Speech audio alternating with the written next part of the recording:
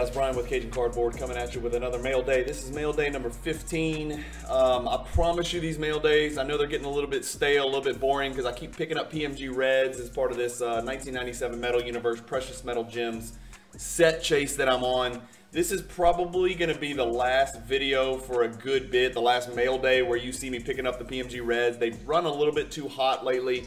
I decided to chill. I'm selling some cards at PWCC Auctions. I'm selling a bunch of cards on eBay. I'm kind of trying to consolidate, pool some funds, and get ready for the Nationals. So I've decided to put that set chase on hold where I'm at. About 75% through the set, so made a lot of progress considering I just started about 6 months ago. So you're going to get a little bit of PMG Red flavor today, but I promise you I've got two other neat little pickups that I think you guys are really going to like as well. So card number one, again, we're not going to take too much time. As you guys know, I'm chasing the set. Sabonis is a Hall of Famer. Would have loved to have seen this guy during his prime years in the NBA. But a Sabonis PMG 5, which is, PSA 5, which is sort of the sweet spot for grades for PSA on Precious Metal Gems Red. It's kind of like 5.6. It's kind of like your number. It's pretty rare to see a 7. It's probably more rare to see a 7 than it is to see a 4. Let's just put it that way. But that's kind of your sweet spot, 5.6 for PSAs. And like I said, I'm collecting the set. I want them in PSA slabs. I don't necessarily care what the grade is. I've actually got 44 raw, 38 raw PMG Reds on the way directly from my vault to PSA right now to be graded. And a lot of those are duplicates and some of those are not. And then I've actually got 6 that I'm cracking. So I've cracked a couple of BGS Blue Label. I've cracked a couple of SGC. That I would like to get in PSA slabs, regardless of what the grade is, just because I'm, sort of compulsive like that. So that's interesting as well. So I'll keep you posted on that and let you know how that will be one hellacious grade reveal to look at 44 PMG Red grades.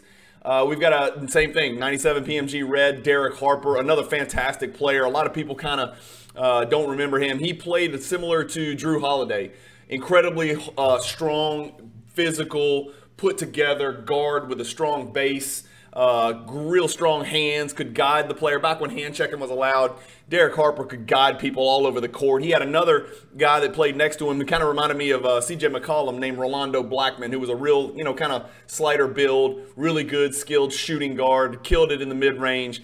And so they made a nasty Dallas Mavericks combination. This is a pop 1 of 1, just 3 cards graded higher. I forgot to tell you, well, I don't have the Sabonis pop report up, but this is 1 of 1. There's only 3 higher, so that just gives you an idea of how rare these cards in PSA slabs are, and which is why I'm collecting the set. Honestly, I think there's future value there. We got a Derek Fisher, same thing, PSA 5 sweet spot. It's a pop 2. There are only 2 cards graded higher. And believe it or not, he is, as a Laker and as a Laker champion, he is significantly more valuable than your average, what I would call common player, right? So I don't think Derek Fisher was a better player than Derek Harper, but the Derek Fisher card cost me more money than a Derek Harper. Interesting note, this is how old I am. I'm dating myself. My AAU team, my sophomore year in high school, was in the national tournament in San Antonio. Shout out to Emil on Slab Talk. But we were in San Antonio, and Derek Fisher's Arkansas Wings team and Corliss Williamson and Scotty Thurman and those guys were actually the team that won the national championship. The AAU national championship that year. So lots of NBA players and fantastic Division I college players on that Arkansas Wings team from Little Rock, Arkansas back in the day. That would have been 1990, fellas, so that's dating myself. Next, we got a little change here. So this is a BBCE wrapped 1988 Fleer sealed box that I bought from a good friend of mine, Bruce, who lives in Maryland and has a card shop up there, Primetime Sports and Collectibles. I got to visit with Bruce a couple weekends ago. He was in town going back and forth. He originally had a shop here. He was probably the first, one of the only shop owners that I was friends with back in the early 2000s, in late 2000s. And so he actually moved his business up there into the Northeast. So I don't get to see him as often, but we talk very often. And actually picked this up from him off off of Facebook, and I know he must have got it for a crazy price because he gave it to me, where I clicked sold right away when I saw it for about $2,000 under comps. So that's one that I'll just sit in my vault sealed. Nothing special there. I could go Reggie Miller and Pippen and you know, Jordan chasing, but you know, I'm not exactly a gambler, so I'm gonna leave that one sitting. Another one, a PSA 4, Horace Grant. Obviously, the bottom right here is the issue. That's what takes it down to a 4. You know, rough bottom right edge. But like I've always said, don't care. Horace Grant's another one. If he was in a Bulls uniform, it'd probably be more expensive, fellas. But again, not priced like your typical common. And to be honest with you, commons now are, if they're in a PSA slab and they're 4, 5, or 6, they're over $2,000. There's just no way around it. Most of them are over $3,000. Guys like Horace and Fisher and Harper are going to cost you $4,000, $5,000, $6,000. That is why I've decided to take a break. I think it kind of speaks for itself. When prices have run this much, I mean, this is a card I probably would have been able to get raw 7 months ago for $600, $700. And so now for it to be, you know, $4,000 or $5,000, $3,000, $4,000, $5,000, I just can't keep playing this game. I refuse to chase the wave, so maybe it'll just keep running and I'll never complete the set, but I've got to be willing to take that risk as a set collector, and so I have. And so that's another one that I picked up, the Horace Grant. This is pop 1 of 1, and there's only one higher graded PSA card. So again, that just speaks to the rarity of this set. Another one, this is a PSA 6, Jermaine O'Neal. Looks really good. It's got some, this is something you'll really see often. Can y'all see the bottom of that card, that edge where it hasn't come off yet? So you don't see the white like we just did on the Horace Grant. But you'll see it's, you know, if you touched it with your hands, that would come off and it exposed white all the way around. So, hell, that might come off in the slab one day. But one thing that won't change is it's in a PSA slab, which means it is real, which means it's authentic, which means it's got a numerical grade, which it'll keep forever. Jermaine O'Neal, a very, very undervalued color match here, too. Very undervalued player in the NBA. Pop 1 of 1, just one graded higher.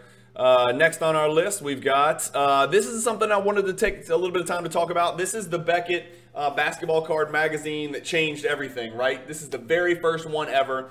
Not coincidentally, I'm sure Dr. James Beckett put a lot of thought into, hey, who should we put on the cover of our first, you know, Beckett magazine? And he concluded that, you know, I think to no one's shock that it was going to be Michael Jordan. This was from 1990, so right in the, you know, the peak of Jordan mania. So he throws Jordan on the cover right here. Beautiful cover. I had an idea to go buy 10, 12, 15 of these when they were about $300. And again, I got to go look, but this might have been a year and a half ago, and I should have done it. I ended up paying just shy of $1,000 for this one, or right at $1,000 if I recall, maybe just under $1,000.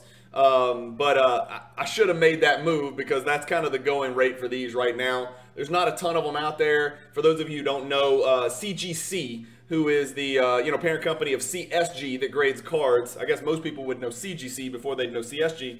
CGC grades magazines, comics, Jordan stuff. I bought a bunch of these Jordan Basketball Beckett magazines in raw condition from a collector here in town. All Jordan covers, and I sent them to CGC, and I got back some 9.8s, but the vast majority of them were 9.6, 9.4, and then some even in the 8s and 9s. So I don't know what I'm doing when it comes to identifying the raw condition of magazines, but I do know 9.8s are not given out super freely, and so when you've got a magazine that is now 32 years old, and 9.8 is kind of the PSA 10, the CGC 10 would be sort of like a BGS 10 or BGS Black Label, maybe even. You just do not see, or at least I don't see very many CGC 10s. I'm assuming they exist.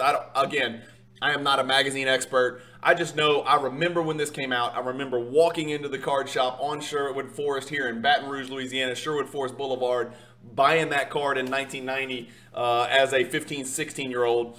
And nothing is more nostalgic than opening up these magazines and trying to figure out how much your cards went up, and do they have a double arrow up or an arrow up, or are they down, and why are they down?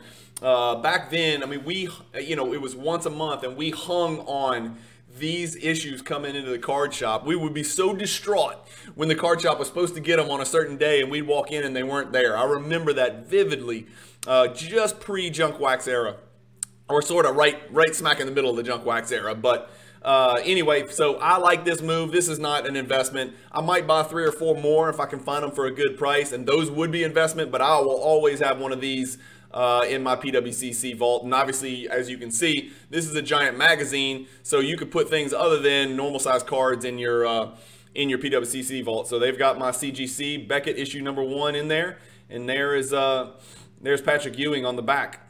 With his, those were actually some of the best Adidas shoes ever. Those blue and orange Patrick Ewings were big time, right? Anyway, so that's in there, and that is it, guys. So that's it. It's a bunch of PMG Reds, a sealed 88 Fleer basketball box, BBCE wrapped, and then a Beckett issue number 1 CGC 9.8. Let me know what you think. Again, I promise you, going forward, I don't think you're going to see very many PMG Reds until I do a really big PMG PSA reveal video. It's going to be epic and monstrous and massive, so hit the subscribe button if you want to see that. I'm guessing it's going to take 3-4 weeks maybe to grade those at PSA. I'm guessing. I don't know. I'm sending them straight from PWCC Vault straight to PSA. And then they're going to come back to the vault. So I'll be using digital images of everything as well. I don't want to touch those cards. I don't want to take any chances. I don't want to ship them from PSA to me and then from me to the vault. I just want them to PSA, back to the vault as safely as possible. 44 PMG Reds, as you can imagine. Some of those are Hall of Famers, and some of those are pretty dang big cards. I don't want to take any chances. I got a Tracy McGrady, a raw duplicate in there. I got a Grant Hill raw duplicate in there. I've got a Stockton, a Malone. I've got some really big cards in there, so I don't want to take any chances with extra shipping on those 44 PMGs. So I'm going PWCC Vault, PSA, back to PWCC Vault, but I'll do an awesome mail day video with all 44 of those, so we can kind of take a look and see how those did. But anyway, thank you guys for watching. I can't tell you again how much I appreciate you guys following the channel. Hopefully you enjoy these mail days. Really, it's just a way for me to keep tabs and keep an accounting of what I'm doing, money in and out. And hopefully they're not too boring. Again, I promise you, no more PMG going forward. I got some pretty cool, neat little stuff. Nothing huge, but some neat little moves that I'm making that I really like. Sort of looking for hidden gems right now, right? A lot of cards have dropped. A lot of parts of the card market have dropped. So I'm making some moves on some cards, and I'm building up funds because I'm selling a good chunk, some good stuff on PWCC right now with some 86 Fleer PSA 10s. And some actually moving a couple of Giannis cards that were duplicates, some really big Giannis rookie cards that were duplicates, because I want to kind of push towards a little bit bigger Giannis card. Just he's my favorite player on my favorite team, so stay tuned for that. There's a big Giannis purchase coming up in my future. I don't have the card in hand, and I don't even have the card tabbed yet, but it's coming. I've decided I am going to put some more money into my favorite player, the guy that got me back in the hobby in 2016. So anyway, thank you guys for watching. Keep collecting, stay positive in the hobby, and peace, fellas.